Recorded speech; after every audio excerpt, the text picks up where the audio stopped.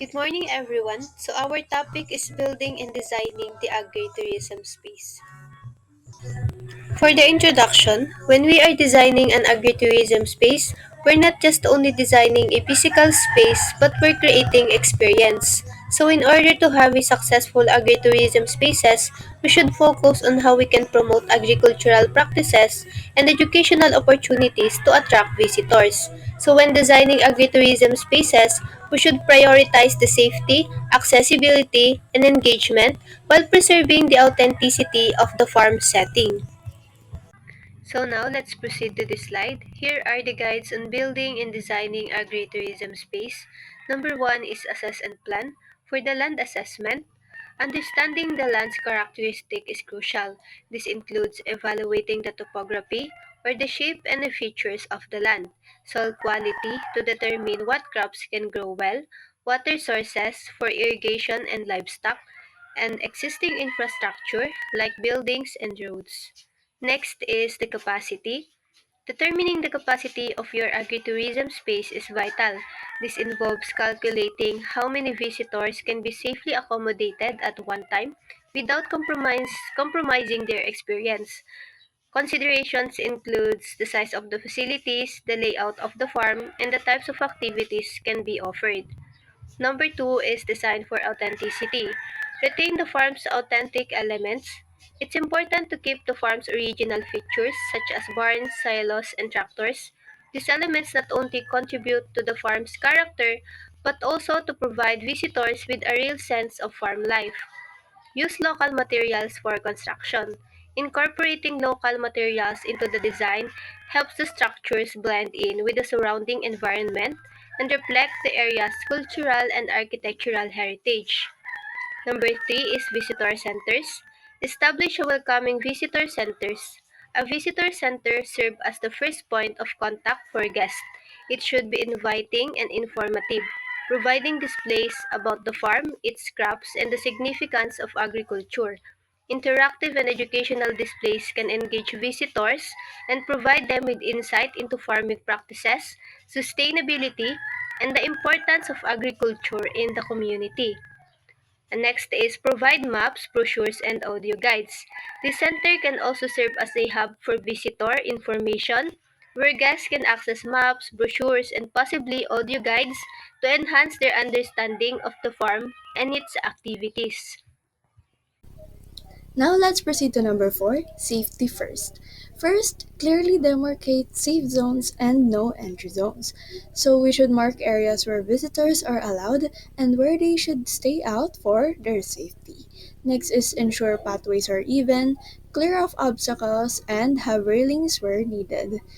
We need to make sure that the walkways are smooth with no obstacles and add railings or yung mga harang kung saan kailangan to prevent accidents. Next is use signs to instruct visitors about safety precautions.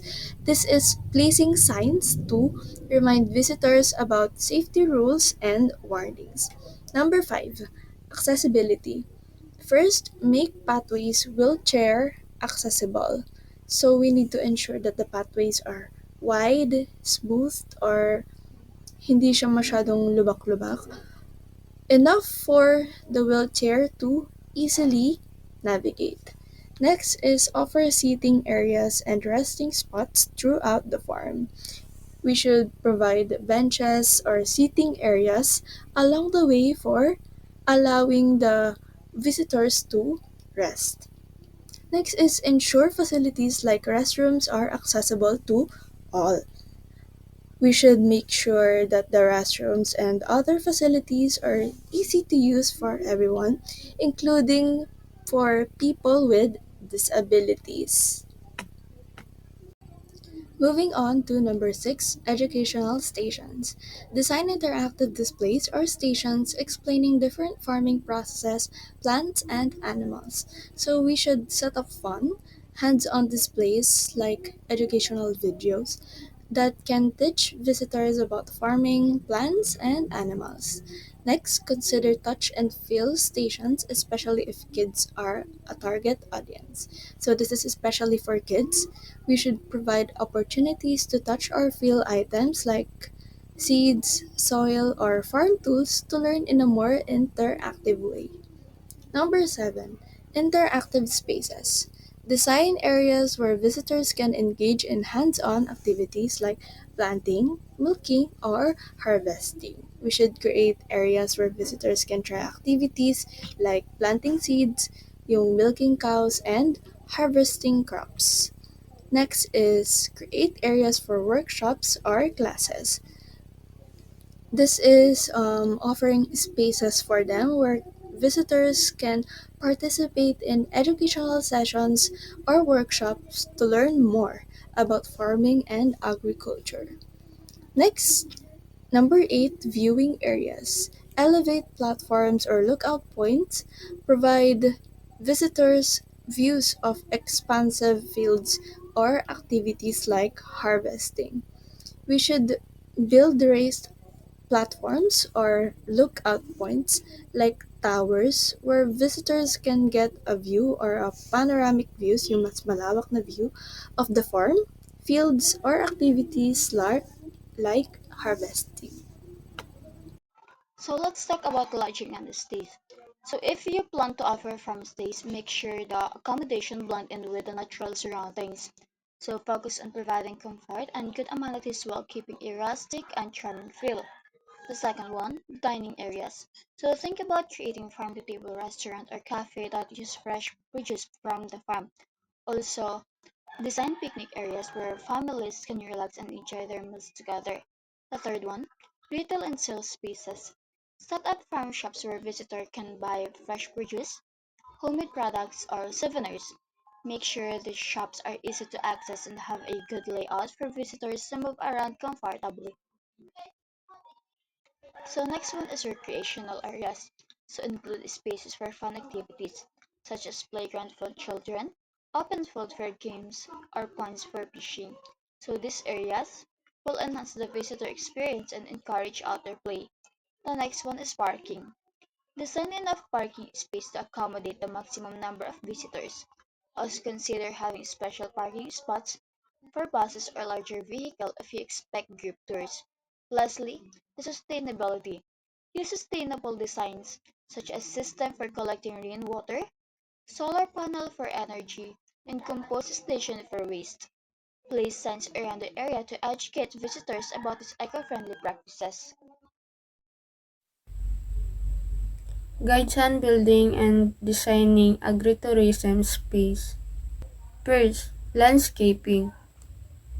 Enhance the natural beauty with landscaping, flower beds, garden, or ornamental plants.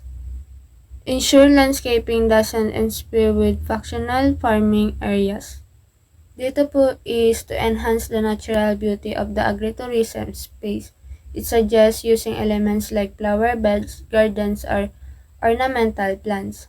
It also highlights the needs to ensure the landscaping does not interfere with the functional farming areas. Next is collaborate with experts. Dito naman po is it recommends agricultural experts to achieve a balance between functionality and aesthetic. This collaboration approach ensures that the design is both visually appealing and operationally efficient. Conclusion. Building and designing the agritourism space a delicate balance between maintaining the authenticity of farming operation while offering safe, educational, and enjoyable experience visitor. Every design decision should be rooted in the core values of your farm and the story you want to share with your guests. Dito naman po is that all design decisions should align with the core values of the farm and the story the owner want to share with their guests.